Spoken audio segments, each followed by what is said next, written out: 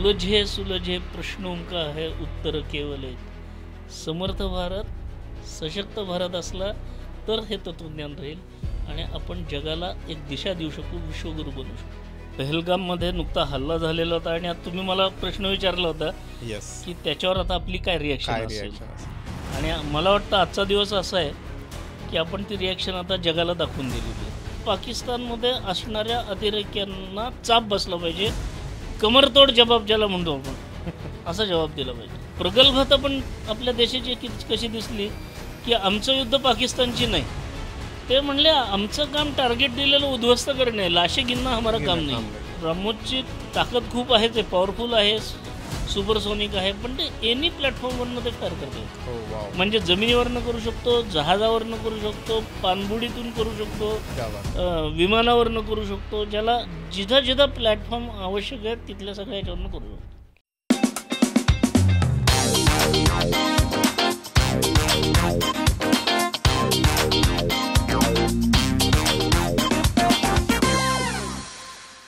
नमस्कार मित्रांनो, मी अनिकेत बापट तुम्हा सर्वांचं स्वागत करतो डिजिटल गप्पांच्या या नवीन एपिसोडमध्ये. आज आपण पुन्हा भेटणार आहोत DRDO scientist doctor Kashinath Devdhar sir यांना. आपण जाणून घेणार आहोत आज ऑपरेशन सिंधूरच्या रिलेटेड असणारे त्यांचे अनुभव, डिफेन्स इंडस्ट्रीमध्ये यूज होणारे वेगवेगळे वेपन्स आणि जे या ऑपरेशनमध्येही यूज झाले याविषयी आपण त्यांच्यासोबत गप्पा मारणार आहोत, माहिती घेणार आहोत. तर वेळ वाया न घालवता भेटूयात काशीनाथ सरांना. Let's go. नमस्कार सर, पुन्हा एकदा तुमचं मनापासनं डिजिटल गप्पांच्या या भागामध्ये स्वागत आहे. आणि पहिला भाग खूप छान पद्धतीने लोकांनी बघितला आणि रिस्पॉन्स त्याचा खूप छान होता. नमस्कार. येस, तर तुम्हाला आज पुन्हा आमच्यासोबत येऊन या स्टुडिओमध्ये गप्पा मारताना कसं वाटतंय? खूप छान वाटतंय. स्वाभाविकपणे माझे अनुभव मी मागच्या वेळेला सांगितले होते, पण त्यावेळेला आपल्याला आठवत असेल की पहलगाममध्ये नुकता हल्ला झालेला होता आणि आता तुम्ही मला प्रश्न विचारला होता की त्याच्यावर आता आपली काय रिॲक्शन असेल. आणि मला वाटतं आजचा दिवस असा आहे की आपण ती रिॲक्शन आता जगाला दाखवून दिलेली आहे. परफेक्ट. सो मला पहिला प्रश्न तोच विचारायचा आहे की ऑपरेशन सिंदूर हे भारताने लॉन्च केलं आणि अजूनही ते चालू आहे, पण सगळ्या जगाला त्याची टेस्ट नक्की मिळाली की आपण किती शक्तिशाली आहोत आणि किती सक्षम झालो आहोत. ॲज अ डिफेन्स सायंटिस्ट काय वाटतं सर? माझ्या मनात नेहमी असं येतं बरं, हे सगळं आपण कारगिलचं मागं अनुभवलं होतं. मी मागच्या वेळेला कारगिलच्याबद्दल सांगितलं होतं. मला असं वाटतं की अरे आत्ता आपण का नाही त्या सगळ्या प्रोसेसमध्ये, कारण आम्ही जेवढ्या गोष्टी केल्या त्याच्या प्रत्यक्ष टेस्टिंग करण्याची ही वेळ आता दिसून आली आहे आपल्याला. करेक्ट. म्हणजे 22 एप्रिलला हल्ला झाला आपल्या पहलगाममध्ये, निष्पाप लोकांना मारलं, पर्यटक मारलं, आणि विशेष म्हणजे यावेळेला हिंदू आहे का हे विचारून केवळ पुरुषांना मारलं त्यांच्या बायका मुलांसमोर. म्हणजे क्रूरतेचा एका पद्धतीने परमोच्च हे होता की त्यांच्या बायका मुलांबरोबर. आणि मगरुरी किती त्या अतिरेक्यांची, तर जा जाऊन सांग मोदीला, ह्या भाषेत ते अतिरेकी बोलत होते. स्वाभाविकपणे संपूर्ण देशातली जनता पण संतप्त होती आणि ह्याच्यावर नक्की काहीतरी त्यांना धडा शिकवला पाहिजे हे प्रत्येकाच्या मनात होतं. 140 कोटी जनतेच्या मनात हे निश्चित होतं की अरे हे असं किती वर्ष चालणार. म्हणजे 1980 85 आपण बघतो आहोत की अतिरेकी हल्ले हे एक स्ट्रॅटेजी म्हणून पाकिस्तान वापरत आहे आणि आपण प्रत्येक वेळेला कुठंतरी खलिते पाठवतो आहे, निषेध व्यक्त करतो आहे, काही त्याच्यावर ॲक्शन होत नाही, अशी स्थिती होती. म्हणजे 2008ला मोठा हल्ला झाल्याचं आठवत असेल तुम्हाला सगळ्यांना की मुंबईला हल्ला झाला आणि त्या मुंबईच्या म्हणजे ताज हॉटेल असेल, त्या तिथले CST ज्याला आपण स्टेशन असेल, किंवा हजारो लोक इंज्युअर झाली, शेकडो लोक मेली. आणि त्याच्यानंतर त्यावेळेला आपलं सैन्य दलसुद्धा सक्षम होतं. खरं म्हटलं तर हे सैन्य दल होतं त्यावेळेच्या. माझ्या माहितीप्रमाणे एअर चीफ मार्शल फली मेजर नाव त्यांचं होतं आणि त्यांनी सगळा प्लॅन त्यावेळच्या सरकारला सांगितलं होतं की आपण असं करू शकतो. ते जे अतिरेकी हल्ले केलेले आहेत एवढा मोठा हल्ला झाल्यावर त्याला आपण उत्तर हल्ल्यानेच दिलं पाहिजे हे त्यांनी सांगितलं. पण त्या काळातलं सरकार ते निर्णय घेऊ शकलं नाही. त्यांच्यावरचे काय कंपल्शन होते माहीत नाही. पण भारतीय नागरिक म्हणून आपण नुसतं निषेधाचे खलिते पाठवले आणि कडक शब्दात निषेध व्यक्त केला, ह्याच्या पलीकडे काही केलं नाही. आणि मग त्यांचं मनोबल वाढत गेलं पाकिस्तानवाल्यांचं. पण 2014ची स्थिती बदलली, विचार बदलला, देश बदलला, लोकांमध्ये एक स्पिरिट दिसायला लागलं. आणि 14 नंतर आपण एका विशिष्ट ध्येयाने वाटचाल करू लागलो.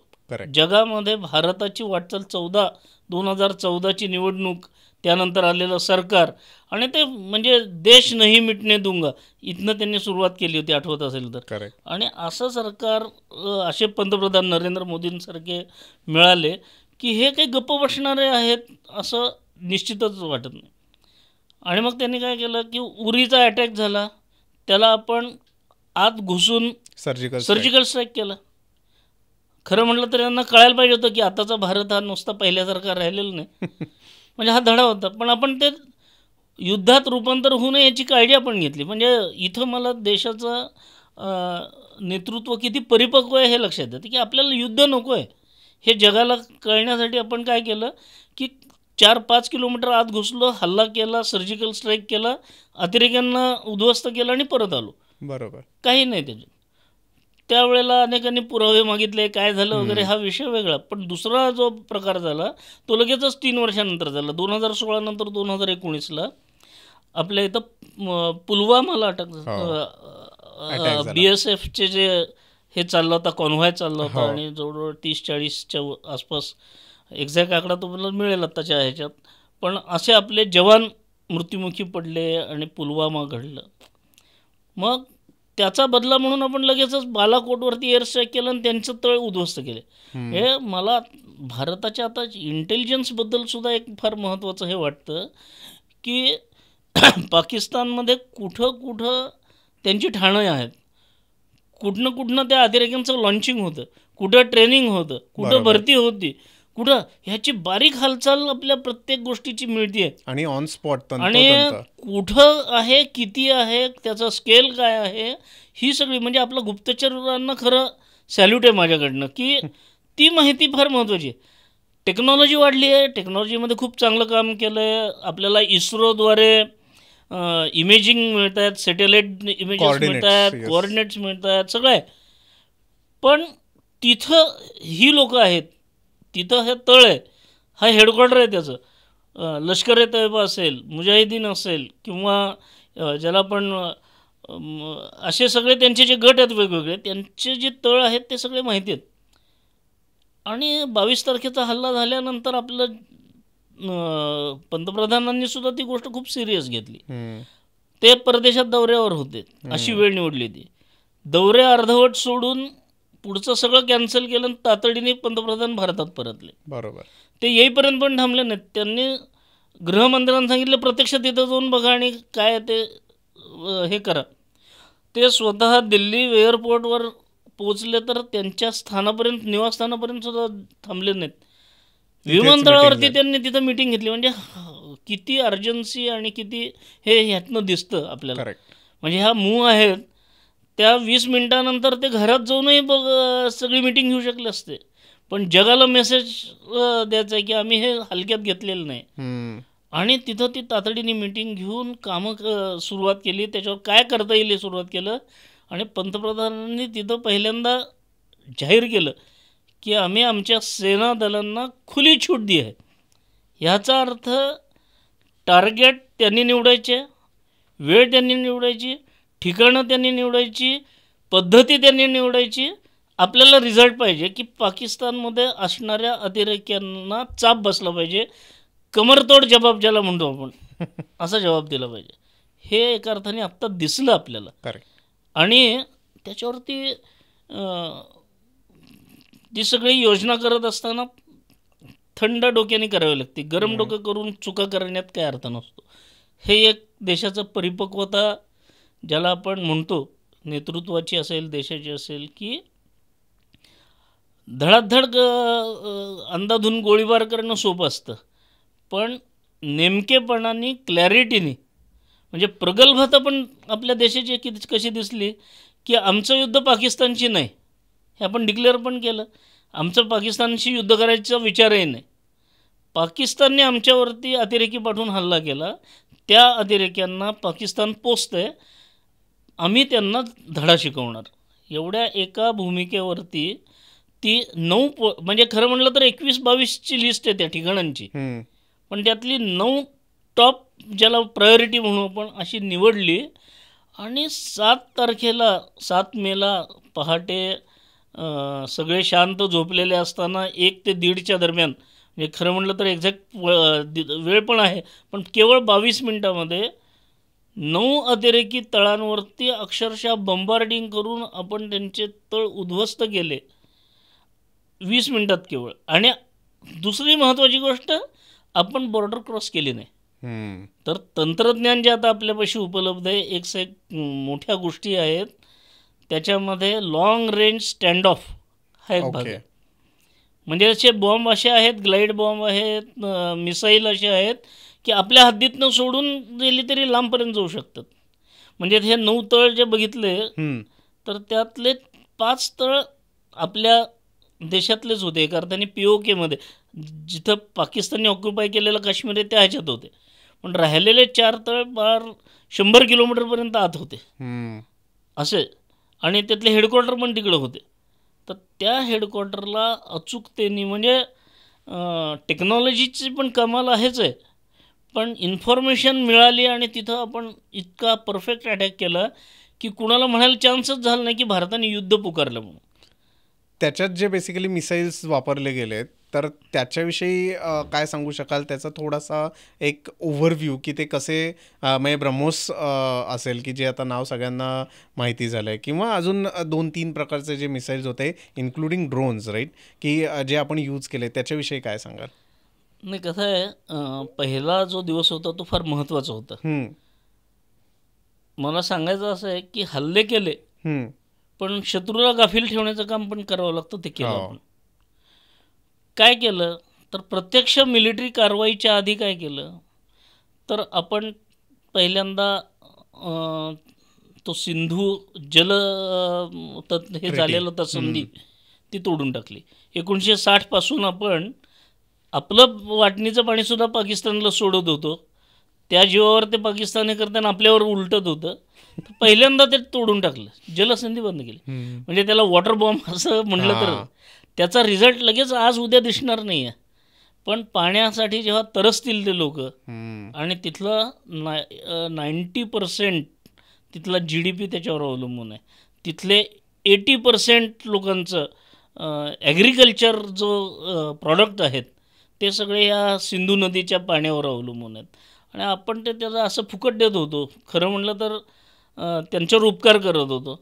पण ॲज अ टूल पहिल्यांदा आपण असं केलं की त्यांना जर माणुसकी कळत नाही तर त्यांना कळेल अशा भाषेत शिकवायचं, म्हणून आपण पहिल्यांदा जलसंधी तोडून टाकली.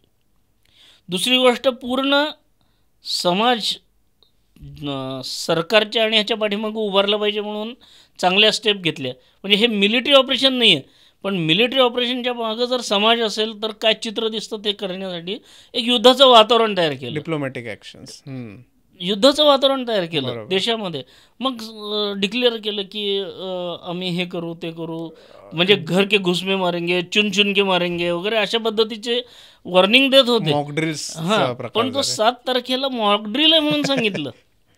तो एक म्हणजे कात्रजचा घाट दाखवण्याचा उल्लेख मागच्या वेळेला केला होता, तो सगळ्यांना कात्रजचा घाट दाखवला की 7 तारखेला मॉकड्रिल आहे. यार तर सगळेजण मग काय होणार, मग सिव्हिल डिफेन्सला ते युद्ध चालू झालं तर काय काय काळजी घ्यायची असती, कसं असं, त्याच्यातनं एक अवेअरनेस निर्माण झाला. आणि त्या अवेअरनेसमध्ये 7 तारखेचं मॉकड्रिल उजाडायच्यात लोकांना ते गाफील राहिले की हे आता मॉकड्रिल करतील, नंतर त्याच्यावरती काहीतरी करतील, मग विचार करू. पण त्या रात्रीतच त्यांनी फटके मारले आणि 9 जण उद्ध्वस्त केले. आणि ज्याला आपण परत एकदा हा शब्द वापरतो की देश प्रगल्भ आणि परिपक्व ह्याचं असल्याचं उदाहरण, की आपण कुठल्याही मिलिटरी टार्गेट्स अटॅक केले नाहीत, कुठलेही सिव्हिल टार्गेट्स अटॅक केले नाहीत. त्याचा परिणाम म्हणजे आम्ही युद्ध करू इच्छित नाही, बरोबर, आम्ही कॅल्क्युलेटेड जिथं पाहिजे तिथंच वार केलेला आहे हे सांगण्याचा प्रयत्न केला जगाला. पण पाकिस्तान त्यामुळं हादरलं. पाकिस्तानच्या आतमध्ये 100 किलोमीटर जाऊन आपण उडवले त्यांच्या गोष्टी आणि त्यांना काय, त्याला टार्गेट काय, त्यांना सुधरे ना काय करायचं ते. आणि त्याची रिॲक्शन म्हणून त्यांनी आपल्या भारताच्या सिव्हिलियनवरती अटॅक चालू केले. बॉर्डर्सवरतीचे म्हणजे बरेच जण बॉर्डरचे जे विलेजेस आहेत त्याच्यावरती आर्टिलरी शेलिंग चालू केलं, गोळीबार चालू केला, हे चालू केलं. आपण त्याला उत्तर दिलं. आपण तयारच होतो, पण आपल्याला हे अपेक्षितच होतं. खरं म्हणलं तर एका अर्थाने सापळ्यामध्ये त्याला फसवलं पाकिस्तानला आणि पाकिस्तानकडनं ते चालू व्हावं युद्ध अशी रचना केली. आणि त्यांनी केलं की आपण मोकळे उत्तर द्यायला, आपण युद्ध लादलं असं होतं पैकी नाही. म्हणून त्यांनी ज्या वेळेला ते बंबार्डिंग केलं मग त्यांना लक्षात आलं की नुसत्या गोळीबारीने काही होत नाही, म्हणून त्यांनी ड्रोन अटॅक केले. त्या ड्रोन अटॅक आणि मिसाईल अटॅक केले. म्हणजे त्यांचं जे फतेह मिसाईल आहे, त्याच्यानंतर अशी जी त्यांची मिसाईल आहेत त्यांनी पण अटॅक केलं. म्हणजे बॅलिस्टिक मिसाईल पण केलं. आणि मग त्यांनी काय केलं, टार्गेट काय करणार, तर त्यांनी आपली रिलिजियस श्रद्धास्थानं ते टार्गेट केले. गोल्डन टेम्पल केलं, जम्मू काश्मीरचं जे वैष्णोदेवी श्राईनचं भाग आहे तो केला, पूछमधलं एक गुरुद्वारा केला, किंवा असे सगळे टार्गेट त्यांनी निवडले की जेणेकरून आपल्या ह्या श्रद्धेला धक्का बसेल. आता अशा केसमध्ये आपण गप्प बसणं शक्य नाही.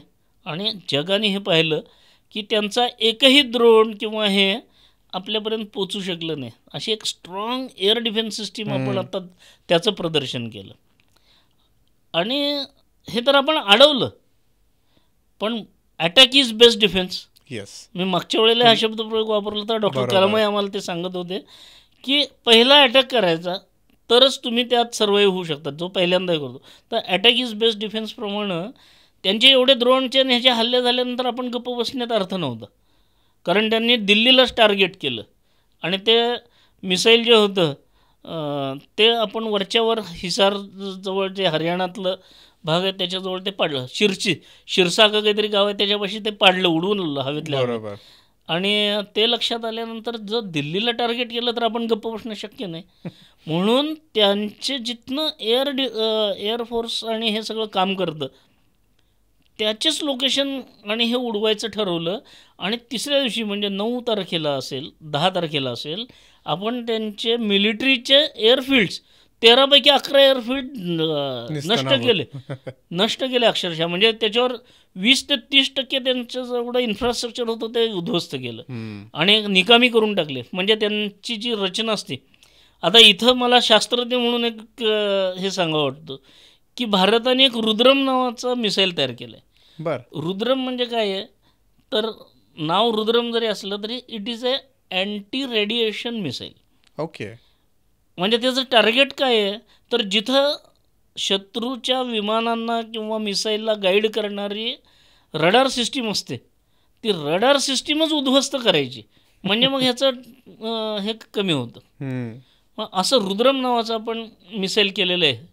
आणि माझा समज असा आहे, अजून डिक्लेअर केलं आहे का नाही माहीत नाही, पण जे आपण लाहोरच्या जवळ आणि विमानतळावरचे जे एअर डिफेन्स सिस्टीम इन्स्टॉलेशन्स आणि ह्या ज्या सगळ्या कम्युनिकेशन, कमांड, कंट्रोल वगैरे हे सगळं करणाऱ्या सिस्टीम आहेत त्या सिस्टीमच नष्ट केलेत, त्याच्यावरती आघात केलेत आणि अक्षरशः पिन पॉईंट ॲक्युरसीने ते उद्ध्वस्त झालं आहे. ते पॅरलाइज झालं आहे एका अर्थाने त्यांचं एअरफोर्स. आणि हे नुसतं एकट्याने केलं असं नाही, तर हे जसे अँटी रेडिएशन मिसाईल वापरले तसं भारताचं जे ताकदवान मिसाईल आहे ते ब्राह्मोस. आणि ह्या ब्राह्मोसचा अटॅक करणं क्रमप्राप्त होतं आणि त्याची टेस्टिंग अशी लाईव्ह टेस्टिंग प्रत्यक्ष युद्धामध्ये आम्हाला जो आनंद होता, आम्ही त्या डमी टेस्टिंग किती वेळ करत बसणार टार्गेटवर प्रत्यक्ष युद्धामध्ये. मागच्या वेळेला मी माझं वेपन सांगितलं होतं की प्रत्यक्ष पाकिस्तानवरच आपण वापर करू. या वेळेलाही मी सांगतो की ब्राह्मोस यांनी ह्या 11 एअरफील्डमधल्या कुठल्याच्यावर कुठलं ब्राह्मोस वापरलं, कुठल्याच्यावर दुसरं वापरलं हे मी आत्ता सांगू शकणार नाही, कारण ते डिस्क्लोज झालेलं नाही अजून. पण परिणाम जो दिसला आहे त्याच्यातनं असं लक्षात येतं की 11च्या 11 एअरपोर्टवरती असणारे त्यांचे स्टँडिंग असणारे विमानं, फायटर प्लेन्स हे ते उद्ध्वस्त झालेले आहेत. त्याचे आकडे अजून जाहीर झालेले नाहीत. एका शहाण्याने आपल्या इथं प्रश्न विचारला की त्यांचं काय किती माणसं मेली किंवा काय केलं. तर आपले DGMO जे आहेत, DGMOच्या प्रेस कॉन्फरन्समध्ये हा प्रश्न विचारला होता. त्यांनी फार छान उत्तर दिलं. ते म्हणले आमचं काम टार्गेट दिलेलं उद्ध्वस्त करणे, लाशे गिनना हमारा काम नाही. व पाकिस्तान बोलते का कितने मर गए, आम्ही ते मोजत बसणार नाही, आम्ही टार्गेट दिलेलं टार्गेट नष्ट केलं. बरोबर. या ह्याच्याप्रमाणे ब्राह्मोसचा जो परिणाम आहे, फटका आहे. मागच्या वेळेला मी सांगितलं का नाही आठवत नाही, पण अभिनंदनचा किस्सा मी सांगितला का तुम्हाला? नाही. तर ब्राह्मोस ही असं क्षेपणास्त्र आपण तयार केलं आहे आता की ते रशियाबरोबर आपण पार्टनरशिपमध्ये केलेलं आहे. बरं. म्हणजे त्याची स्टोरी अशी आहे की जॉईंट व्हेंचर म्हणून भारत सरकार आणि रशियन किंवा रशिया या दोन्ही सरकारांनी एकत्र येऊन काम सुरू केलं जॉईंट व्हेंचर म्हणून. आणि त्याच्यामध्ये जगात सगळ्यात सुपरफास्ट सुपरसॉनिक म्हणजे आवाजाच्या गतीपेक्षा जास्ती म्हणजे सुपरसॉनिक. बरोबर.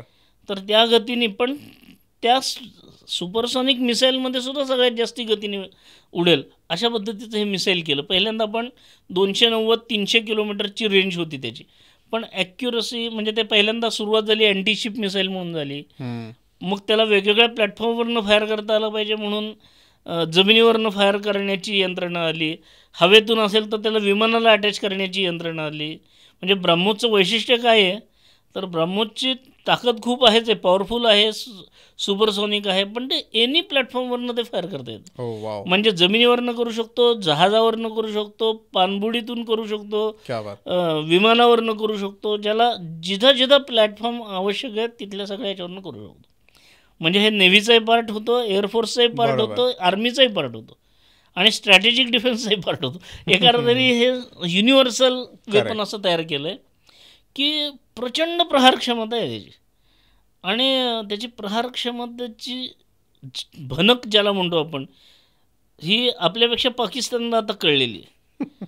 कारण असं ऐक्य होतं, अजून ते रिपोर्ट आलेले नाहीत, सगळे आऊट झालेले नाहीत, पण 10 तारखेला आपण जे काही हल्ले केले ब्राह्मोसचे 11 एअरफील्डवरती, त्यातल्या एका एअरफील्ड ते किराणा नावाच्या तिथं हिल्स आहेत, त्या किराणा हिल्सच्या खाली अंडरग्राऊंड स्टोरेजमध्ये काही न्यूक्लिअर हे ठेवलेले आहेत असं कळलं होतं. आपल्याला माहीत नव्हतं कारण ते कधी त्यांनी डिक्लेअर केलं नव्हतं. पण आपण विमानतळावर अटॅक करायचं म्हणून त्याच्या जवळच्या 15 किलोमीटरवरची जे असणार विमानतळ आहे त्याच्यावर अटॅक केला. त्याचा ब्रह्मोसचा परिणाम असा झाला की आत ठेवलेल्या ह्याच्यावरती ते वेव्ह गेली, शॉक वेव्ह गेली आणि आतमध्ये त्याचे ऑपरेट व्हायला लागले. तिथं भूकंपाचे धक्के जाणवायला लागले. म्हणजे असा ऑटोमॅटिक भूकंप होत नाही, तर तो अणुस्फोट झाला की भूकंपासारखा होतो. तर त्यांचे जे आत ठेवलेले त्यात स्फोट चालू झाले आणि ती मालिका चालू झाली. आणि मग अमेरिका आणि ह्या सगळ्यांच्या लक्षात आलं की काहीतरी गडबड आहे. आणि तातडीने DGMO जो आहे पाकिस्तानचा, त्यांनी आपल्या DGMOला प्रयत्न केला आणि हे करायचा प्रयत्न केला की थांबवा बाबा आता हे आमच्या सहनशक्तीवरलीकडे घेत. म्हणजे ज्याला कंबरतोड असा शब्द आहे, पेकाटात सगळ्या गोष्टी घातलेल्या आहेत बास, त्याच्यामध्ये दुसरा पर्याय निशब्द नाही, असा तो एपिसोड आहे. आणि मग त्याचं श्रेय घ्यायला, आता राजकारण हा आताचा विषय नाही माझा, पण ट्रम्पने लगेच ते सीज फायर डिक्लेअर केलं, हे केले, तो त्या गोष्टीवर आत्ता चर्चा नको करायला कारण तो विषय वेगळा आहे. पण ते श्रेय घेण्यासाठी असेल काही असेल, पण तात्पुरतं का होईना ते थांबवलं. माझ्यासारख्याला वाटलं की अरे अजून आमची मालिकाच्या मालिका करून ठेवली, त्याचं टेस्टिंग व्हायचं आहे ना, ते कधी करणार. तेव्हा आम्हाला सांगितलं की अजून ऑपरेशन सिंदूर थांबवलं नाही, म्हणजे बंद नाही केलं. बरोबर. It is on hold. म्हणजे चालू आहे, तात्पुरतं थांबवलं आहे. आणि आज नाही उद्या पाकिस्तान आगळी काढेल आणि त्याला आपण जबरदस्त परत एकदा प्रत्युत्तर देऊ. आणि प्रत्यक्ष युद्धामध्ये आमची क्षेपणास्त्र वापरली गेली. आता कसं आहे माहिती आहे का, हल्लीचं युग हे क्षेपणास्त्रांचं युग आहे. आणि ह्याची काळजी आपण 40-50 वर्षापूर्वीच केली. म्हणजे ज्या वेळेला मी सांगितलं, मी जेव्हा जॉईन झालो त्यावेळेला योगायोगाने त्या काळातले मोठे जे सगळे सायंटिस्ट होते, डॉक्टर राजा रामण्णा असतील, डॉक्टर MG के मेनन असतील, तर त्यावेळेला इस्रोमध्ये असणारे सायंटिस्ट ज्यांनी उपग्रह सोडण्यासाठी लागणारा जो प्रक्षेपक आहे तो तयार करण्यासाठी रॉकेट सायन्स अमेरिकेत जाऊन शिकून आले, त्यांचं नाव doctor APJ Abdul Kalam. Correct. त्या कलामांना इस्रोकडनं DRDOकडं आणलं आणि त्यांना टास्क हा दिला की आपल्या देशाला स्वतःचं क्षेपणास्त्र पाहिजे. करेक्ट. आणि since you are father of Indian rocketry, yes, तुमच्या नेतृत्वामध्ये हे व्हायला पाहिजे, म्हणून त्यांच्या बॉसेसनी इस्रोमधलं काम सोडून त्यांना इकडं आणलं. म्हणजे लोकांना आश्चर्य वाटलं की अरे इस्रोचं काम सोडून DRDOमध्ये कसं काय आले. पण माझं नशीब असं की ज्या वेळेला मी भरती झालो ARDमध्ये त्यावेळेला डॉक्टर कलाम आले. करेक्ट. आणि माझा सहवास मिळत गेला. करेक्ट. डॉक्टर कलाम इकडं आणलं त्यावेळेला आपल्या देशामध्ये काहीही नव्हतं. म्हणजे मिसाईल म्हणलं की बाहेरनं विकत आणणं एवढंच आपलं काम होतं. बरोबर. भारतीय मिसाईल तंत्रज्ञान विकसित करायचं म्हणून डॉक्टर कलामांना 1500 कोटी रुपयामध्ये एक प्रोजेक्ट दिला.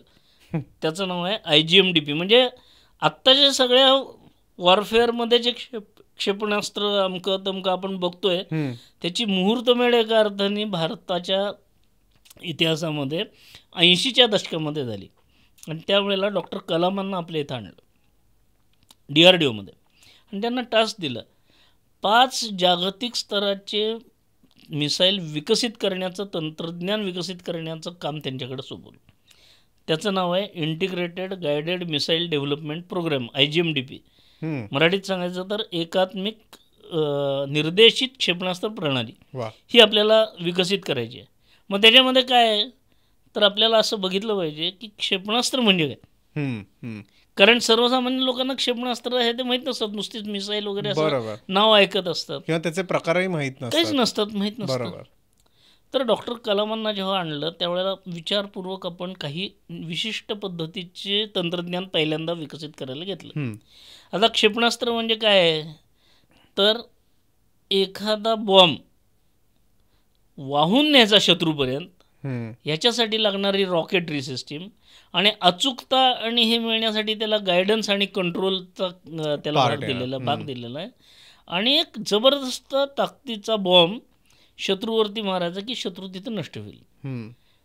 तोफगोळे जेव्हा फायर करतो त्यावेळेला काय व्हायचं की तोफगोळा आपल्या गोळीतनं सोडला की तो हवेच्या ह्याच्यात एकदा निघाला की तुमच्या हातात कंट्रोल नाही. तो मग तिथं अचूकता तुमची गनवर अवलंबून असायची. गन एवढी अचूक तेवढी त्याची अचूकता. मिसाईलमध्ये असं असतं की मिसाईलमध्ये 2 ॲडव्हान्टेजेस आहेत. एक हे रॉकेटरी ही त्याला ट्रॅव्हल करत असताना हवेमध्ये सुद्धा बूस्ट करत असते. म्हणजे त्या it giving power to system, बरोबर, त्या बॉम्बला तिथपर्यंत नेण्यासाठी. आणि दुसरी गोष्ट ती पॉवर देत असताना ते जर मार्ग भटकायला लागलं इकडं तिकडं तर कुठल्या तरी पद्धतीचा गायडन्स त्याला असतो की त्याला अरे तुला इकडंच जायचं आहे. म्हणजे तर हवेतल्या हवेत तुम्ही वळताना बघतात तर ते वळण्याची क्रियासुद्धा त्याला करता येईल अशा पद्धतीची आहे.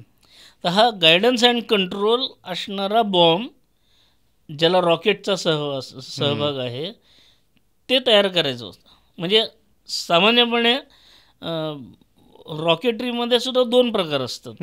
एक फ्री फ्लाईट रॉकेट, जसं गन त्याला फक्त बूस्ट करेल रेंज वाढवण्यासाठी किंवा हे कशासाठी, पण त्याला गायडन्स कंट्रोल दिल्याशिवाय ते मिसाईल होत नाही. हां, म्हणजे मग ते जिथं पडेल तिथं पडेल असं होतं. मग ज्या वेळेला एरिया टार्गेट असतात, म्हणजे टार्गेटचे सुद्धा 2 प्रकार आहेत. आत्ताचं जे टार्गेट होतं ते पिन पॉईंट टार्गेट. आता बहावलपूरचा तो कॅम्प, त्या कॅम्पमधलं सुद्धा तो परिसर 25 हेक्टरचा असेल किंवा 200 एकरचा वगैरे असेल त्याच्या ह्याच्यात. हा कसा आहे की या प्रत्यक्ष या कॉम्प्लेक्समधल्या या बिल्डिंगमधल्या इथं मारायचं हे पिन पॉईंट सांगितल्यामुळं तिथंच बरोबर तो बॉम्ब गेला. आता हे जे गायडन्स अँड कंट्रोलचं विशेष आहे, म्हणजे मी जे तंत्रज्ञानाचं विशेष ते म्हणतो हे म्हणजे आपल्याला इस्रोद्वारे ठेवलेले जे उपग्रह आहेत त्यांनी इमेजिंग दिले, वेगवेगळे इमेजेस दिले, त्याच्यावरनं टार्गेट निश्चित झालं. आपले जे गुप्तचर खातं आहे त्यांच्याकडनं कुठलं टार्गेट महत्त्वाचं आहे हे कळलं, त्याचे कोऑर्डिनेट्स मिळाले मग पुढचा भाग आहे की ते तिथं पोचणारं मिसाईल असेल किंवा बॉम्ब असेल ते टाकणं. मग आपण आत्ता लेटेस्ट टेक्नॉलॉजी जी घेतलेली आहे फ्रान्सकडनं, त्याच्यामध्ये राफेल घेतलेलं आहे. आणि ह्या राफेलला त्याच्याबरोबर जे आर्मामेंट घेतले होते त्याच्यात स्कल नावाचा एक बॉम्ब आहे की तो लॉंग रेंज स्टँड ऑफ असा बॉम्ब आहे. म्हणजे आपण इथनं सोडणं राफेलवरनं सोडायचा आणि तो आत जाईल आणि ह्याच्यात आता त्याचं इंटिग्रेशन बाकीच्या ह्याला करतील पुढं. पण आत्ता जे विकत घेतलेलं आहे ते राफेल घेतलं आणि राफेलची पहिलीच टेस्ट आहे एका अर्थाने म्हणजे त्या ह्याच्यात.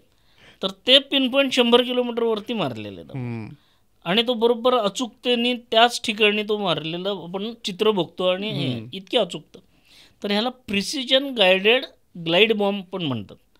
ओके. तर तो प्रकार आहे हा, म्हणजे लॉंग रेंज पण जाऊ शकेल असं.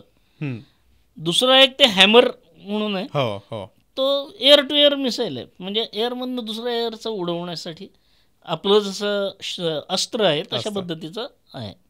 तर मिसाईलमध्ये मग प्रकार कुठले कुठले असतात. तर पहिला प्रकार असतो की तुम्ही जमिनीवरनं फायर करा आणि शत्रूसुद्धा ठाणं जे आहे किंवा ज्याला आपण लक्ष्य म्हणू ते लक्ष्य टार्गेटसुद्धा जमिनीवरच आहे. म्हणून त्याला म्हणण्याची पद्धत आहे की surface to surface missile. Okay. म्हणजे जमिनीवरून जमिनीवर मारा करणार. मग त्याच्या रेंज कमी जास्त असू शकतात. 100 किलोमीटरही असू शकते, 1000 किलोमीटरही असू शकते, 5000 किलोमीटरही असू शकते. बरोबर. वेगवेगळ्या पद्धतीचे ते मिसाईल असतात. हा झाला एक प्रकार त्याचा की जमिनीवरनंच उडवायचं, डागायचं एका अर्थाने, जमिनीवरचं टार्गेट घ्यायचं.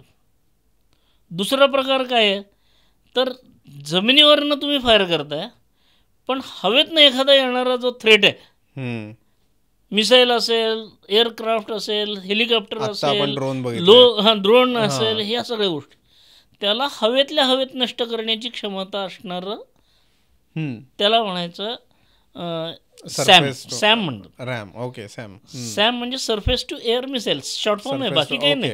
सॅम म्हणजे तो माणिकशा सॅम वगैरे अशातलं नाव नाही आहे. तर हे जसं सरफेस टू सरफेस मिसाईल आहे तसं सरफेस टू एअर मिसाईल. आणि मग त्याच्यात प्रकार आहेत.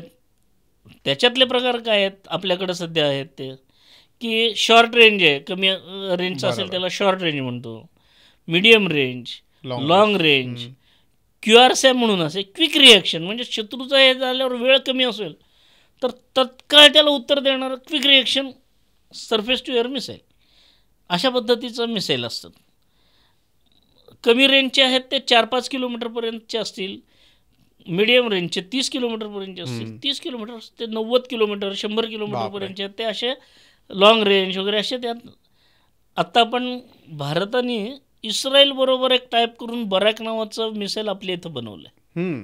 बरॅक 8 असं त्याचं नाव आहे. त्याचा सुद्धा वापर आत्ता झाला कुठं ना कुठं तरी. तर ते मिसाईल आहे ते मधल्या मिडल रेंजमध्ये, शॉर्ट रेंज किंवा मिडल रेंजला आपण वापरू शकतो आणि त्याचाही प्रभाव दिसू शकतो. तर असं जे मिसाईल असतात त्याला सॅम म्हणतात. हा दुसरा प्रकार झाला.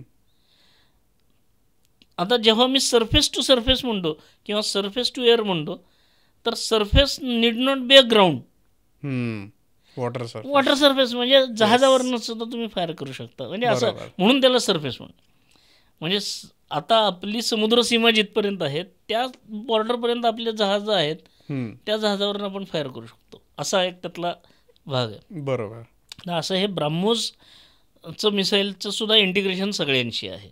करेक्ट. त्या ह्याच्यात तिसरा प्रकार जो सांगितलं म्हणता येईल तो की तुम्ही हवेत आहात आणि ग्राउंडवरचं लक्ष्यावरती करायचं आहे.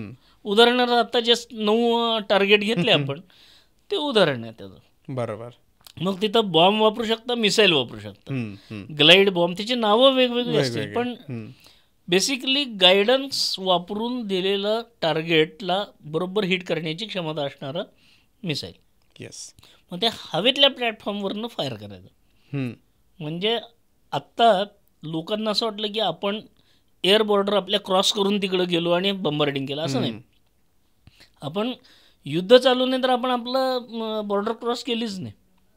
म्हणजे बालाकोटच्या वेळेला एखाद्या आपण बॉर्डर क्रॉस करून जाऊन बॉम्बिंग करून आलो होतो. आता आपण असे बॉम्ब वापरले की आपल्याच हद्दीतनं बॉम्ब फायर केले आणि शत्रूला मारलं. तर हा झाला तिसरा प्रकार, म्हणजे ज्याला air to ground target, air to surface अशा पद्धतीने. स्वाभाविकपणे एकमेव राहिला तो चौथा भाग म्हणजे एअर टू एअर, म्हणजे शत्रूच्या विमानाचा माग काढतोय आपण आणि आपल्या लक्षात येते की शत्रू पुढे आहे, 100-1 किलोमीटर पुढे, 100-150. तो आयदर पळून जात असेल तर आपण मागणं फायर करतो, तो जर आपल्याकडे येत असेल तर पुढनं फायर होतो आपोआपच. पण त्याला टार्गेट करून आपण नष्ट करणं, त्याला म्हणायचं एअर टू एअर असे. पण डॉक्टर कलामांना जेव्हा DRDOमध्ये आणलं त्यावेळेला 5 मिसाईल आपण विकसित करायला एकाच वेळेला सुरुवात केली. पहिलं मिसाईल होतं सरफेस टू सरफेस 100, म्हणजे SS-100. म्हणजे काय, जमिनीवरनं मारा, आता मी सांगितलं ते. दुसरं होतं ते सॅम, 30 किलोमीटर्स, 24 to 30 किलोमीटर. तिसरं होतं ते QR सॅम, क्विक रिॲक्शन. ते रेंज शॉर्ट होती त्याची 9 किलोमीटर, पण डिटेक्ट झाल्यापासून लगेच ताबडतोब फायर होऊन त्याची ॲक्शन झाली पाहिजे, हे त्यातलं म्हणजे क्विक रिॲक्शन हा त्याचा महत्त्वाचा भाग. बरोबर. चौथं एक होतं ते रणगाडा विरोधी क्षेपणास्त्र. रणगाडा हा सुद्धा एक महत्त्वाचा हे आहे. मागच्या वेळेला आपण बोललो होतो. तर रणगाडा हा चारी बाजूनी कवच असणारा पण वरनं कमी कवच असणारं, वरनं फोडणारं असं ते आपण अँटी टँक असं म्हणतो त्याला. तर हा एक भाग. आणि 5वं जे मिसाईल विकसित करायला घेतलं आपण त्याला सरफेस टू सरफेस, पण रेंज त्याची किमान 1000 किलोमीटरवरची. बापरे. पहिलंच म्हणजे ही 5ही मिसाईल एकाच वेळेला विकसित करायला घेतली. त्याचे प्रमुख होते डॉक्टर कलाम, आणि त्या प्रत्येक मिसाईलचा प्रोग्राम डायरेक्टर वेगळा होता. म्हणजे तुम्ही आत्ता प्रल्हाद नाव ऐकलं असेल, त्यांनी आकाश मिसाईलचे ते प्रोग्राम डायरेक्टर होते. आणि तसे मग सारस्वत वगैरे असे वेगवेगळे प्रोग्राम डायरेक्टर होते वेगवेगळे. 5ही मिसाईल 5 वर्षामध्ये केवळ आपण यशस्वी पहिल्या प्रोटोटाईप बनवून चाचण्या घेतल्या. म्हणजे 90च्या दशकामध्ये 83-84 ते सँक्शन झालं, तर 90पर्यंत ह्या 5च्या पहिल्या चाचण्या झाल्या आणि पुढच्या 5 वर्षात सगळ्याच्या रिपीट चाचण्या यशस्वी झाल्या. जेव्हा डॉक्टर कलाम त्याचे प्रमुख होते, बालासूर नावाचं एक ठिकाण आहे, तर त्या ठिकाणी या सगळ्या चाचण्या करण्यासाठी एक इंटिग्रेटेड टेस्ट रेंज म्हणून केलेली आहे आपली तिथं, ITR असं त्याचं नाव आहे. ती DRDOची एक टेस्टिंग लॅब आहे, कारण सगळ्याचं टेस्टिंग करून इफेक्ट आणि हे बघणार कुठं, तर ती टेस्ट फॅसिलिटी तिथं तयार केलेली आहे. तिथं पहिल्यांदा गनची आणि ह्याची टेस्टिंग करायची, त्याला प्रूफ अँड एक्सपेरिमेंटल रेंज असं त्याचं PXC म्हणायचे त्याला. बालासूरला ती एक आहे, तर बालासूरलाच ही पण एक रेंज केली आणि त्याला आवश्यक असणारे सगळे गायडन्स, कंट्रोल, सिम्युलेशन, कॅप्चर करण्यासाठी लागणाऱ्या गोष्टी, ज्याला आपण फोटोग्राफी, व्हिडिओग्राफी असं सगळं जे लागतं त्याला, रडार किंवा जेवढ्या गोष्टी लागतात तेवढ्या सगळ्या गोष्टी तिथं इन्स्टॉल करून झाल्या. म्हणजे डॉक्टर कलाम अमेरिकेतनं इथं आले आणि तिथं जे बघितलं होतं ते उतरवलं, तर त्यांनी डोक्याने स्वतःच्याही काही गोष्टी त्यात ॲड केल्या. बरोबर. आणि त्या 5ही मिसाईल जेव्हा यशस्वी झाले तेव्हा मला वाटतं अग्नी मिसाईल जेव्हा यशस्वी झालं आणि दुसरी टर्म होती त्याची अग्नीची, पहिलं तर यशस्वी झालंच होतं, पण अग्नी मिसाईल यशस्वी झाल्यावर सगळ्या सायंटिस्टना, तिथलं असणाऱ्या सिनियर सायंटिस्टना त्यांनी एकत्र केलं. सगळ्यांना वाटलं बाबा आता डॉक्टर कलाम शाबासकी देणार, कारण एवढं यशस्वी झाले, 5ही मिसाईल आत्तापर्यंत यशस्वी झाल्या आहेत, हे झाल्या आहेत. तर त्यांची एक पद्धत होती बोलण्याची डॉक्टर कलामांनी. तर डॉक्टर कलाम काय म्हणायचे, म्हणजे मोटिवेशन करायला वेल डन म्हणून कधीतरी पाठीवर जशी थाप मारायचे, तर ते म्हणायचे अरे या देशामध्ये म्हणजे आपण या क्षेत्रामध्ये जगामध्ये 8वे आहोत, या क्षेत्रामध्ये 7व्या नंबरवर आहोत.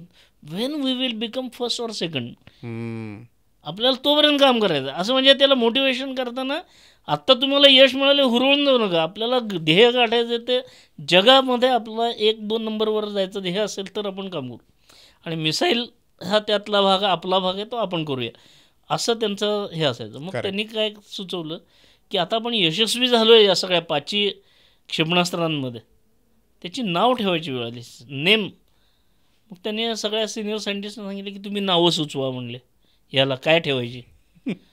स्वाभाविकपणे आपले लोक परदेशात काय चालतं काय नाही याचा अभ्यास केलेले असतात. कोणी शार्प शूटर सांगायला सुरुवात केलं, कोणी पेट्रियट सांगितलं, कोणी स्कड सांगितलं. असली नावं त्या क्लासच्या वेपनला सुचवायला सुरुवात केली.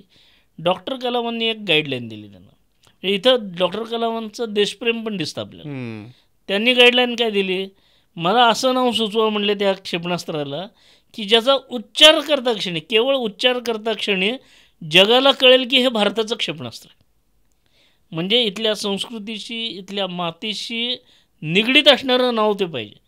आणि म्हणून मग त्या विचारमंथनातून असं आलं की 5 एलिमेंट थेरी आपण मानतो इथं भारतात, पंचमहाभूत तत्व किंवा हे, त्यामध्ये हे सगळे पृथ्वी, आकाश, अग्नी ही नावं त्यातली आहेत. म्हणून सुरुवातीच्या काळात जी नावं दिली गेली ती पहिलं नाव दिलं ते पृथ्वी नाव दिलं. या पाकिस्तानवाल्याला वाटलं की पृथ्वीराज चव्हाणचं नाव दिलं.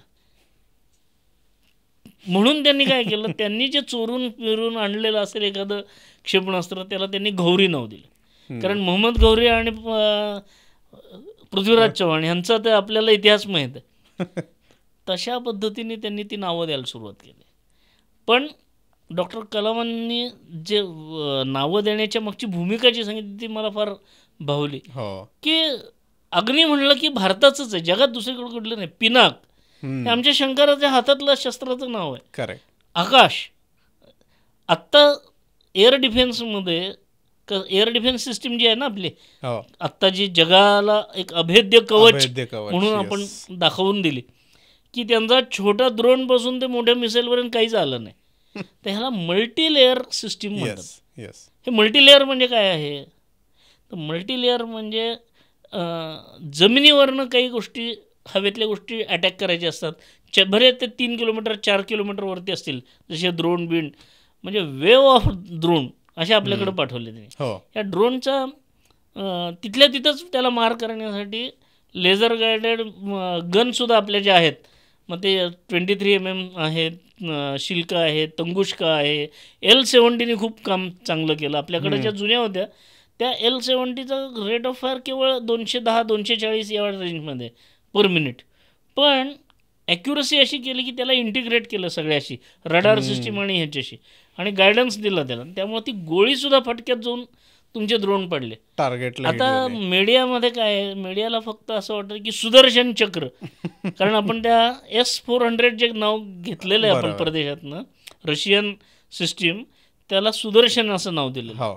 ज्याप्रमाणे महाभारत काळामध्ये सुदर्शन चक्र प्रोटेक्शन करायचं, हवेत आलेला थ्रेट हवेतच नष्ट करायचं, म्हणून त्याला ते नाव दिलं. आणि त्याचं वस्तुस्थिती आत्ता आपण बघितली की त्यांनी जे फतेह समजा मिसाईल आहे त्यांनी फायर आपण पाडून टाकलं. असे त्याचे सगळे अनुभव आत्ता आलेत. त्यातला खाली आर्मीनी आणि डिफेन्स केलेला जो भाग आहे तो म्हणजे ड्रोनचा. मग त्याला आकाश तीर असं नाव दिलं आहे आत्ता आपल्याला.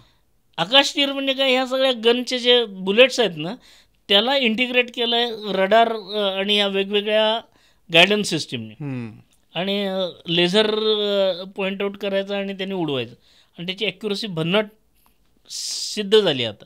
म्हणजे नुसतं आपलं आहे म्हणून आपण गर्व वाटणं वेगळं आणि प्रत्यक्ष युद्धात दाखवून देणं वेगळं. कारण बऱ्याच लोकांना असं वाटतं ना की डिफेन्स सिस्टीम भारताकडे आहे ती म्हणजे फक्त S-400, तर तसं नाही. डिफरंट लेअर जे तुम्ही आता सांगितले स्तरावरती असते, कारण ते खूप महत्वाचं आहे. समज पहिला स्तर जो आहे, आज तुम्ही विचार करा की 5-10 हजाराचा ड्रोन आपल्यावर सोडला तर त्याला आपण कोटीचं मिसाईल मारू का, आणि ते परवडेल का आपल्याला. बरोबर. म्हणजे समजा त्यांनी 400 ड्रोन असेच फुकट पाठवले, ते हवेतल्या हवेत उडवण्यासाठी आपण 400 कोटी घालवणार का, नाही घालवणार. बरोबर. म्हणजे मला म्हणण्याचा उद्देश काय आहे की appropriate technology for appropriate targets, हे आत्ता आपण सूत्र घेतलं. शॉर्ट टर्म शॉर्ट रेंज तो पहिला रेंज झाला, ज्याला जमिनी लगतचा भाग म्हणू आपण. बरोबर. 3 किलोमीटर ते 30 किलोमीटर हा मीडियम रेंज, जिथं आकाशचं काम झालं. आता मी मगाशी सांगितलं तुम्हाला की हे जे IGMDB मधले 5 होते त्यातले 2 होते, एक क्विक रिएक्शन सॅम आणि QR सॅम, आणि त्याला त्रिशूल नाव दिलं नंतर. आता त्रिशूल मागं पडलं. मी सांगू का, डॉक्टर कलामांनी सगळी यशस्वी केली पण आज डॉक्टर कलामांचं एकही मिसाईल आत्ता वापरत नाही. ह्याचं कारण काय की ते आता आउटडेट झाले, त्याच्या कितीतरी पुढे निघून गेलो आपण. But foundation led by doctor Kalam. ते आपल्याकडे काहीच नव्हतं, हे नसतं झालं. हां, म्हणजे it is a foundation, situation आहेत. करेक्ट, फाउंडेशन आहे.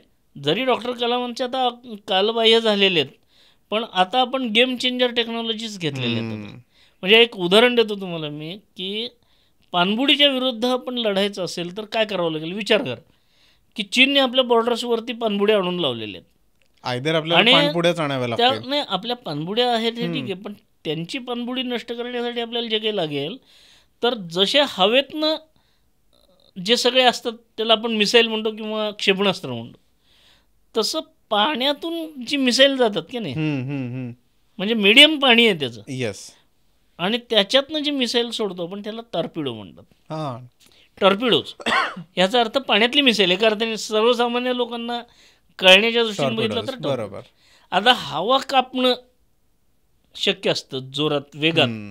पाणी एवढ्या वेगात कापणं शक्य नसतं, कारण त्याला रेजिस्टन्स खूप असतो. बरोबर. म्हणजे खूप प्रयत्न करून सुद्धा टार्गेटपर्यंत पोचायला खूप वेळ लागेल. तेवढ्या वेळामध्ये त्यांच्याकडे असणाऱ्या काउंटर सिस्टीम त्या डिटेक्ट करून नष्ट करतील.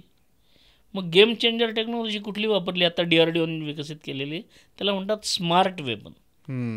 स्मार्ट म्हणजे हे नुसतं स्मार्टनेससाठी स्मार्ट नाही आहे, it is a short form. Smart weapon म्हणजे supersonic missile assisted release of torpedo, SMART.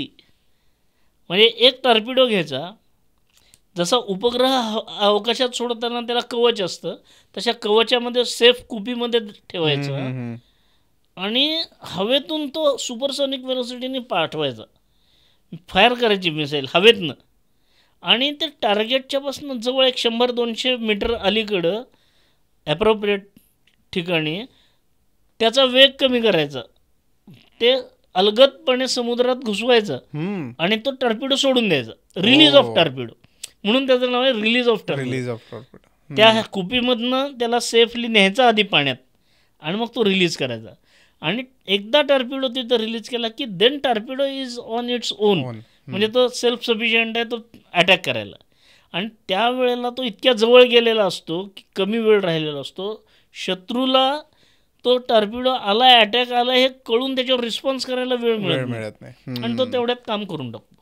अशा पद्धतीचं तंत्रज्ञान आपलं यशस्वी केलेले आहेत आपण. ह्याचं टेस्टिंग वगैरे झालेले आहेत. आता आम्ही वाट बघतो ते टेस्टिंग प्रत्यक्ष युद्धामध्ये कधी टेस्टिंग होईल, तर तो एक भाग आहे. पण अशा पद्धतीचं पण मिसाईल असू शकतं.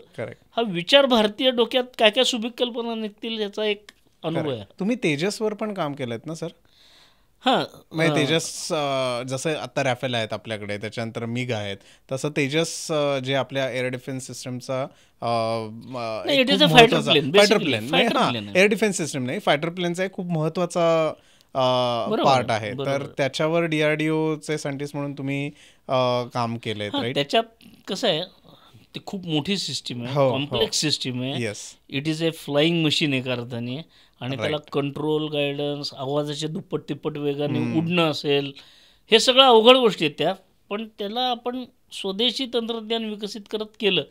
तर मग आमच्याकडं जे काम होतं ॲज ए पर्सन, मी जेव्हा म्हणजे मी मागच्या वेळेला बोलता बोललो होतो का तुम्हाला, की मी आर्मीसाठी पण काम केलं, एअरफोर्ससाठी पण काम केलं, ॲडमिनिस्ट्रेटिव्ह काम पण खूप केलं, एअरफोर्ससाठी आणि नेव्हीसाठी पण काम केलं. ह्या तिन्ही दलांसाठी काम करण्याची संधी मिळाली. मधल्या काळामध्ये मला ज्याला आपण LIC म्हणतो, म्हणजे लाईट कॉन्फ्लिक्ट्स जे असतात, इंटेन्सिटी, लाईट इंटेन्सिटी कॉन्फ्लिक्ट्स ज्याला म्हणतात, म्हणजे युद्ध नाही प्रत्यक्ष, पण काहीतरी कारवाया कराव्या लागतात. आणि हे जे सगळे पॅरामिलिटरी फोर्सेस असतात त्यांनाही काही हत्यारं द्यावी लागतात. जसे आता नक्षली लोकांवरती कारवाया होत आहेत किंवा त्यांनाही हत्यारं लागतात. तर त्या लोकांसाठी काम करायची संधी मिळाली छोट्या प्रमाणात. तर योगायोगाने माझ्याकडं नंतर जे काम आलं एअरफोर्सचं, त्याच्यामध्ये आपलं विमान आहे स्वतःचं, तेजस नावाचं विमान आहे. ॲक्च्युली 4 जानेवारी 2001 अटल बिहारी वाजपेयींच्या हस्ते त्याचं लॉन्चिंग झालं, राष्ट्रार्पण झालं एका अर्थाने. हे अटल बिहारी वाजपेयींनी नाव दिले तेजस हे नाव तेजस त्याला. हां. आणि तेजस भारतीय नाव लक्षात येतं सगळ्यांना. आणि असं तेजस आज 83ची ऑर्डर आहे, भारतातच ते तयार होतं आहे सगळं. 3000 लोक त्याला सपोर्ट करतात, म्हणजे इंडस्ट्री सपोर्ट करतात आणि ते मशीन बंद. मी जेव्हा काम करत होतो त्यावेळेला त्याच्यातला एक भाग माझ्याकडे होता छोटासा, पण it is a mission critical. म्हणजे काय होतं की कुठल्याही इमर्जन्सी केसमध्ये जर आपला पायलट अडकला तर त्या पायलटला सहजतेने बाहेर पडता आलं पाहिजे, पायलट जगला पाहिजे. कारण इमर्जन्सी केसमध्ये काहीही होऊ शकतं. आपल्या फायटर प्लेनला एखादा मिसाईल किंवा बॉम्बचा अटॅक झालेला असेल तर त्याची कंट्रोल खलास झालेले असतील, फ्युएल खलास झालेलं असेल, त्याचे किंवा अगदी ॲट द मोस्ट शेवटी ते मशीन आहे, त्यामुळं किती रिडंडन्सी अमकं तमकं काळजी घेतली तरी एक काळ असा येईल की त्याचं सगळं काम करणं, कंट्रोलच त्याच्यावरचं काम करणं बंद होईल. त्यावेळेला तो स्वतः पायलट त्या विमानाबरोबर क्रॅश होऊन खलास होणार. बरोबर. म्हणजे नेव्हीमध्ये आणि एअरफोर्समध्ये हा फरक कदाचित लक्षात आला असेल तुमच्या, की नेव्हीमध्ये जो कॅप्टन असतो त्या जहाजाचा त्याने त्याच्याबरोबरच राहायचं, काय बुडलं तर बुडलं. He should not leave his ship. Correct. म्हणजे खुकरीचा अनुभव 71च्या युद्धात आपलं जे हे झालं त्यावेळेला तो कॅप्टन सगळ्या बाकीच्यांना त्याने वाचवलं, बाहेर पाठवलं, पण तो स्वतः त्याच्याबरोबर गेला, जलसमाधी घेतली आहे अर्थाने. पण इथं काय आहे, विमान एक पायलट तयार होणं ही साधी गोष्ट नाही. आणि हे कशासाठी आहे तर म्हणजे हे नियम तर तो जो पायलट आहे तो सुरक्षितपणे बाहेर येण्यासाठी एक इमर्जन्सी एस्केप सिस्टीम. बरोबर. म्हणजे इमर्जन्सी आली की त्यांनी एक कमांड द्यायची, ती कमांड दिली की तो सीट ज्या सीटवर बसलेला आहे त्या सीट सकट तो पहिल्यांदा बाहेर फेकला जातो, विमानापासून अलग होतो पहिल्यांदा, आणि पॅराशूट फर्स्ट कम. मग ते विमान जाऊन कोसळेल तिकडे कोसळेल, ह्याचा ट्रॅजेक्टरी बदलती, तर वरच्या बाजूला 20-25 मीटर वरती जातो आणि नंतर विमान तोपर्यंत गेलेला आहे, तो पाथ क्लिअर होतो त्याचा, तो खाली यायला लागतो. जमिनीपासून एक ठराविक उंचीवर आलं की तो त्याच्यामध्ये सेन्सर असतात, जमिनीपासून किती उंचीवर आहे त्याचे. एकदम 15,000-20,000 फूट उंचीवर ते पॅराशूट ओपन केलं तर भारतात उघडलेलं तो कुठं जाईल माहीत नाही त्याला, काय सांगतात नाही. तर त्याला कमीत कमी उंचीवरती असावं म्हणून ते 100-200 मीटरची काय आवश्यक आहे तेवढ्याच ह्याच्यापर्यंत खाली तसंच आणलं जातं. आणि मग एक ओके झालं की ते सगळे असे हे बाहेर पडतात, ॲटोमॅटिकली ते सीट डिस्कार्ड होतं, त्याचं हे डिस्कार्ड होतं आणि पॅराशूट ओपन होतं आणि तो स्लोली विथ पॅराशूट तो सेफली खाली लँड होतो. ही जी सिस्टीम आहे त्याच्यामध्ये सगळ्यात महत्त्वाचा भाग काय आहे, त्याला जर पायलटला फेकायचं असेल बाहेर तर त्याची जी कॅनोपी असते, एक अशी डोक्याच्या वरती असणारं जे काचे सदृश्य असणारा जो भाग आहे तो उघडला पाहिजे आधी. तो तिथं असेल तर हा पायलट ज्या वेळेला असा आपटेल, त्याचं डोकं आपटेल, 3-1 इंचावर असतं, पण तो खालनं दणका देऊन तुम्ही बाहेर फेकताय सीट सगळं, आणि त्याचं डोकं आपटलं तर मान, स्पायनल कॉर्ड, कंबर, गुडघे वगैरे असे जे सगळे अवयव त्याला दणका बसून तो इनकॅपॅसिटेट होईल, इंज्युअर्ड होईल. तो इंज्युअर्ड होऊ नये म्हणून पहिलं काम काय तर पहिल्यांदा ती कॅनोपी ओपन करायची, नष्ट झाली पाहिजे. त्याचे 2 प्रकार आहेत. पूर्वी आपण जे सिस्टीम घेत होतो, रशियन किंवा फ्रान्सची सिस्टीम जनरली असायची आपल्याकडे, ते काय करायचे, ते कॅनोपी उडवून लावायचे पहिल्यांदा आणि मग त्याच ह्याला बाहेर पडायचे. पण त्याला कमांड दिल्यापासून 1400 मिलीसेकंद लागायचे. मिलीसेकंद पण 1400 मिलीसेकंद लागायचे. तेवढा वेळ त्या पायलट बाहेर नाही पडू शकणार, म्हणजे त्याची रिस्क वाढत चालली. आणि आपण किती वेळ, आणि आम्ही जी सिस्टीम तयार केली ARDने आमच्या ऑफिसने, ती 14 मिलीसेकंदात काम करते. म्हणजे 100 पट कमी वेळ घेतो आपलं. वाव. आणि मग तो पायलट वगैरे बाहेर पडणं हे करणं वगैरे, तर ते काम मला करायची संधी मिळाली.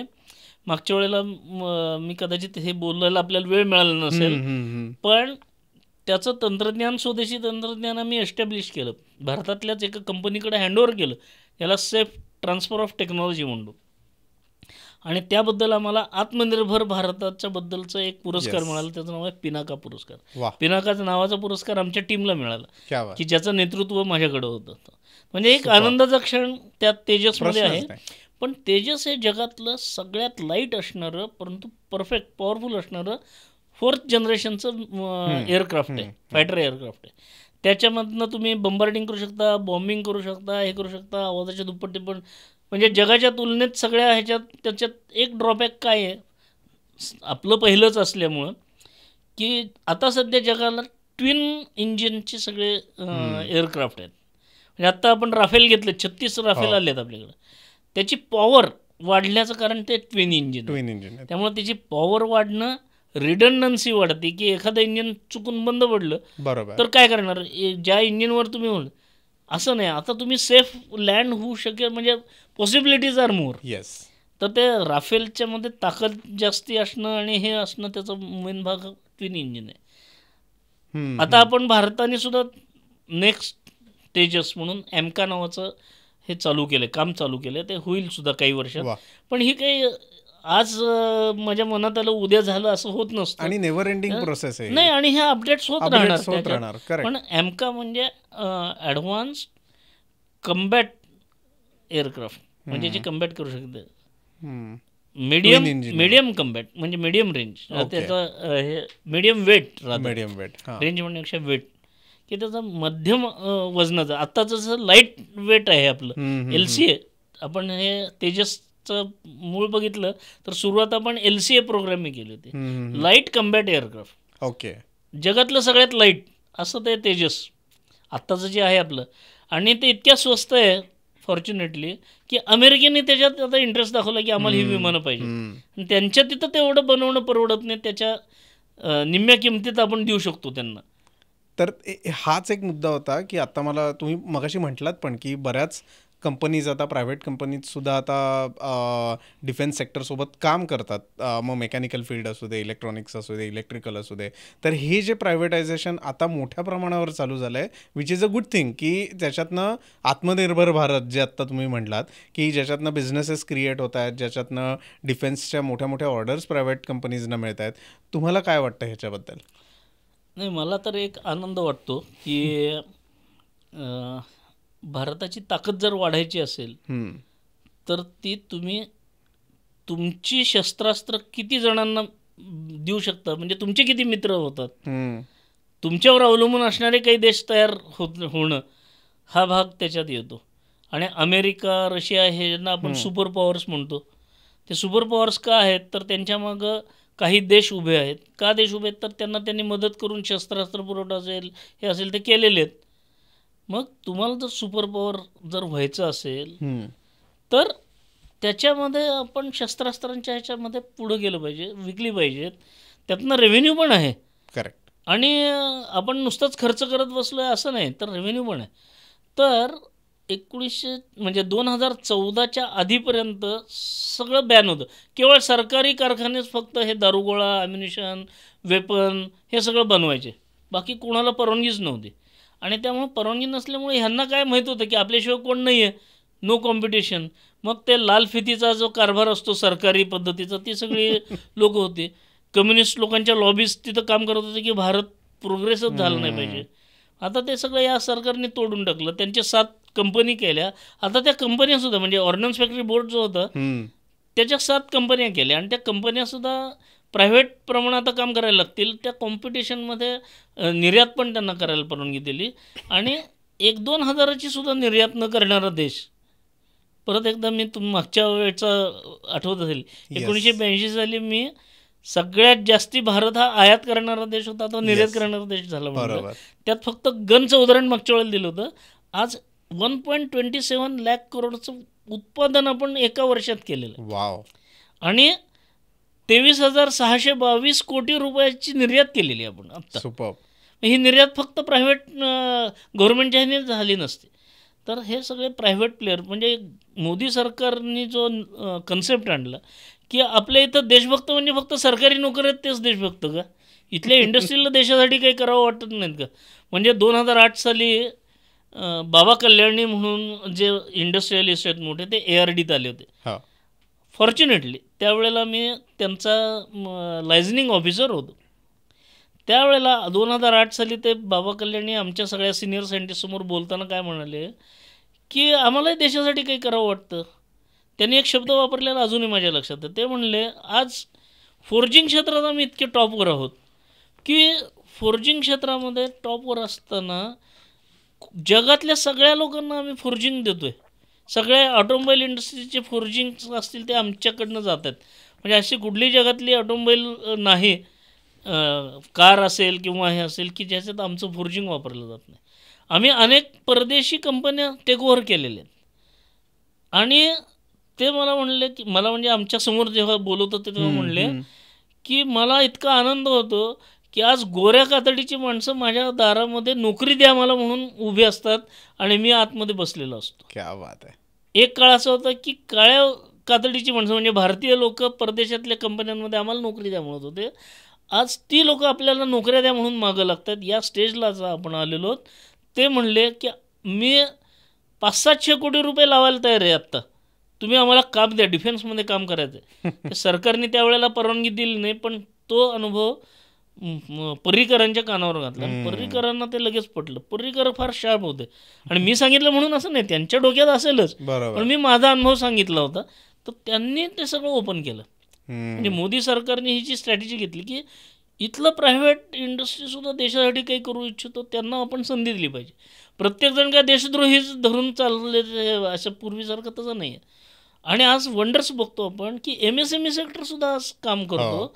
मोठ्या कंपन्या जशा L&T आहे, टाटा आहे, भारत फोर्ज आहे, महिंद्रा डिफेन्स आहे किंवा अशा मोजक्या नवरत्न असे जे आहेत, PSUs वंडरफुल काम करतात. भारत इलेक्ट्रॉनिक्स लिमिटेड हे जे आकाश तीरचा त्याचा कन्सेप्ट कोणाचा आहे, भारत इलेक्ट्रॉनिक्सने केलेला आहे. तो सगळं इंटिग्रेट करून त्या L70ला हे करणं वगैरे असं. म्हणजे हे सगळं आपण करू शकतो, पण इतके वर्ष त्यांना परवानगी देत नव्हते. हे सरकार आल्यानंतर प्रत्यक्ष त्यांना सहभाग देता आला. आणि आज बाबा कल्याणींचा जेव्हा मी व्हिडिओ ऐकतो की आम्ही हे बनवली गन, $155.5 मिलियन ऑर्डर, आणि त्याबद्दल आम्ही अभिमान वाटतो त्यांना. त्यांनी ते परवा एक किस्सा सांगितला की आम्ही गन तयार केली तर टेस्टिंगसुद्धा करू दिलं नव्हतं आधीच्या सरकारने. त्यांनी गन बनवली ती, पण टेस्टिंग करायला त्यांनी इथनं गन ती परदेशात नेली, त्यांच्या रेंजेसचे पैसे पे केले, सगळं हे केलं आणि तिथं टेस्ट केली. असे त्यांचे व्हिडिओ आहेत. म्हणजे ते मला व्हिडिओवरनं कळलं. मला काही माझी त्यांची काही फार ओळख आहे अशातला प्रकार नाही, पण एक भारतीय म्हणून मला किती वाटतं की अशा लोकांच्या बरोबर माझा संबंध थोडा कमी ना आला. आणि आता मात्र भारतीय लोक जगाला सप्लाय करतायत, आर्म्स ॲम्युनिशन सप्लाय करतायत. ही क्षमता आहे, ती संधी देण्याची गरज होती. आज आत्मनिर्भर भारत म्हणत असताना त्या तत्वावरती स्वतःच्या गरजा तर भागवणारच आहोत, पण परदेशातल्या आपल्या मित्रपक्षांचे सुद्धा, म्हणजे आपले मित्र कसे वाढतील, आपल्याला सुपर पॉवर व्हायचं असेल तर तुम्हाला या गोष्टी कराव्याच लागणार. मग ब्राह्मोसची मागणी वाढली. मागच्या वेळेला मी उदाहरण सांगितलं होतं की ॲक्सिडेंटल फायर झाला, या ब्राह्मोसचं उदाहरण देताना मागच्या वेळेला सांगितलं होतं का नाही लक्षात नाही, म्हणजे परत सांगतो पाहिजे तर, की एक ॲक्सिडेंटल फायर 2022च्या मार्चमध्ये काहीतरी झाला की, आणि आपण त्याच्यावर चौकशी समिती नेमली, एक हे केलं. ॲक्सिडेंटल फायर म्हणजे काय झालं तर मेंटेनन्स करताना एक मिसाईल उडलं आणि ते पाकिस्तानच्या आतमध्ये 125 किलोमीटरवर जाऊन पडलं.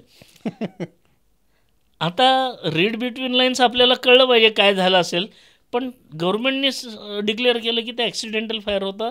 तो ॲक्सिडेंट कसा झाला याच्यावरती हाय लेवल चौकशी बसवली, त्याचे जे काय असतील ते आउटकम होऊन ते झाले. पण त्याचा फायदा असा झाला की त्याच वेळेला कळलं की हे ब्राह्मोस हे मिसाईल चीनच्या कुठल्याच रडार सिस्टीमला पकडता आलं नाही. भले त्यात वॉरहेड नसल्यामुळे तिथं डॅमेज काही झालं नाही, पण ही एक टेस्ट प्रूव्ह झाली. जसं आत्ता आपण सगळे एअरफील्डवर लागलो, पण त्यावेळेला काही कारण नसताना आपण ते टेस्टिंग झालं आणि आपल्या ऑर्डर्स वाढल्या ना त्याच्यामुळं. Perfect, amazing, superb. खरं तर थांबू नये असं वाटतंय काशीनाथ सर, बट खरंच खूप धन्यवाद. तुम्ही दोन्ही भागांमध्ये डिजिटल गप्पांच्या एपिसोड्सवर आलात आणि तुम्ही अत्यंत इम्पॉर्टंट इन्फॉर्मेशन आणि तुमचे अनुभव आमच्याबरोबर शेअर केलेत की जे खूप जास्त प्रेरणादायी आहेत. आत्मनिर्भर भारत ज्याच्याबद्दल तुम्ही बोललात ह्याविषयी मला खरं तर तुमचे धन्यवाद नाही, मानायचे आहेत. तुम्हाला कसं वाटतंय? मला तर म्हणायचं आहे की माझे इतके अनुभव आहेत की रात्र खरंय, रात्र बोलत बसलो खरंय, तरी पण खरंय. संपणार नाही. पण असं केवळ आहे. मग आपल्याला वेळ. थांबायला लागेल. हे झालं. Yes. एक शेवटचं सांगतो की Yes. डॉक्टर कलाम आम्हाला काय म्हणायचे. हम्म. डॉक्टर कलाम म्हणायचे की we are not interested to become a first or second rank. म्हणजे सुपर पॉवर बनायच्या ह्याच्यात आपण इंटरेस्टेड नाहीत म्हणायचे. कारण ते आम्हाला नेहमी काय सांगायचे की पहिला किंवा दुसऱ्या क्रमांकावर तुम्ही असाल तर समजा पहिल्या क्रमांकावर भारत पोहोचलात, दुसऱ्या क्रमांकाचा देश, तिसऱ्या क्रमांकाचा, चौथ्या क्रमांकाचा, हे सगळे आपल्या रेसमध्ये राहतात आणि आपले कुठंतरी खच्चीकरण करणं, पाय ओढणं किंवा आपल्या विरुद्ध काहीतरी उद्योग करणं जे आत्ता आपण बघतो ते चालतात जगामध्ये. असे चालू राहतात. आपल्याला म्हणे इतक्या पुढं निघून जायचं आहे. त्यांनी शब्द वापरला की विश्वगुरू. म्हणजे सगळे भारत म्हणलं की आदराने भारताकडे बघतील, कुणीच आपल्या विरुद्ध ह्याचा विचार करणार नाही. या स्थितीत एक काळ असा होता की आपण विश्वगुरू होतो. करेक्ट. सगळ्या ज्ञानाच्या दृष्टीने, ह्याच्या दृष्टीने. मधल्या कालखंडामध्ये आपण मागं पडलो. तो कालखंड येण्याचं सुरुवात झाली आहे. आणि मला हे सांगायचं की नुसती सुपर पॉवर होण्यात इंटरेस्ट आपल्याला नाही आहे. कारण आपलं तत्त्वज्ञान सांगतं जगा आणि जगू द्या. करेक्ट. तुम्ही नुसतेच आर्ममेंट्स आणि हे करत बसलं तर सगळं जग नष्ट होईल एका दिवशी आणि काहीच साध्य होणार नाही. तर आपल्याला आपलं जे तत्त्वज्ञान आहे चांगलं, जगा आणि जगू द्यासारखं, की जसा आम्हाला जगायचा अधिकार आहे तुम्हालाही जगा. पण असे सगळे जोपर्यंत मानत नाहीत, तर असे मानत नाहीत त्यांना आपल्याला मिटवायला बसलेत, त्यांना उत्तर दिलं पाहिजे. म्हणून डॉक्टर कलाम म्हणायचे की कुठलंही चांगलं तत्त्वज्ञान असलं तरी त्याच्या मागं शक्ती असेल तर ते ऐकतात लोक. शक्ती नसेल तर तुमचं चांगलं किती तत्त्वज्ञान असलं जगा आणि जगू द्यासारखं तर कुणी मानणार नाही. आणि आज जग भारताकडं त्या आशेने बघतंय की आपलं तत्त्वज्ञान हळूहळू सगळ्या जगाला पटायला लागलेलं. पण असं सहजासहजी कोणी मानणार नाही. त्याला ताकद हेच उत्तर आहे. उलझे सुलझे प्रश्नों का है उत्तर केवल एक. समर्थ भारत, सशक्त भारत असला तर हे तत्त्वज्ञान राहील आणि आपण जगाला एक दिशा देऊ शकू, विश्वगुरू बनू शकू. त्या स्थितीत आहोत आपण आत्ता. सुपर्ब. याच नोटवर आपण आजच्या भागाची सांगता करूयात. धन्यवाद सर. खूप मजा आली, खूप धमाल आली आणि तुमचे अनुभव असेच ऐकत राहावेत असं वाटतंय. आलात आज इथे आमच्याबरोबर सगळी इन्फॉर्मेशन शेअर केली. Thank you so much. धन्यवाद. येस. तर मित्रांनो, आजचा भाग तुम्हाला कसा वाटला? पार्ट 2 आज आपण काशीनाथ सरांबरोबर शूट केला, त्यांच्यासोबत त्यांचे अनुभव ऐकले. कमेंट्समध्ये आम्हाला नक्की सांगा आजचा भाग कसा होता. आणि असेच वेगवेगळे नवीन एपिसोड्स तुमच्यापर्यंत आम्ही घेऊन येत राहू. तोपर्यंत धन्यवाद.